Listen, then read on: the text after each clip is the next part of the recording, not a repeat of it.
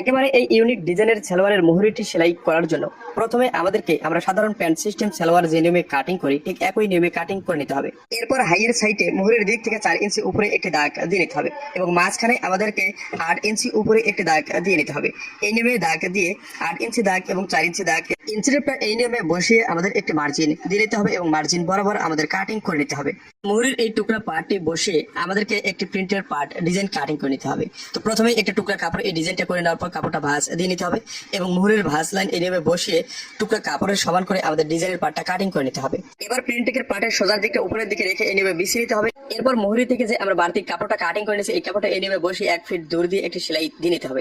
এরপর কাপড়টা উল্টা দিকে নিয়ে আঙ্গুল দিয়ে ভালোভাবে ঘষে ঘষে মুহুরিটা বসিয়ে 4 সাইড সেলাই করে আমাদেরকে এই কাপড়টা ডিজাইনের পার্টের সঙ্গে আটক করে নিতে হবে। ডিজাইনের পার্টটা এই নিয়মে রেডি করে নেওয়ার পর আমাদের বডির পার্টটা আমরা যে কোনা কাটিং করে সেখানে একটু 1 ফিট কেসি দিয়ে কেটে দিতে হবে।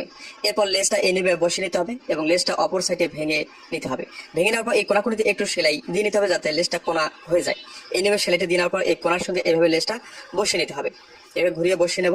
এরপর 1 ফিট সমান করে একটি সেলাই দেবো। শুরু থেকে শেষ পর্যন্ত এক সমান নিয়ে যেতে হবে, মাঝের সেন্টারটা মিল রাখতে হবে। অপর সাইডটাও একই নিয়মে আমাদেরকে সেলাই করে নিতে হবে। এই নিয়মে সেলাই দিয়ে লেসটা আটকে নেওয়ার পর লোবে একটি টপ সিন দিয়ে নিতে হবে যাতে লেসটা আর ছিঁড়ে না যায়।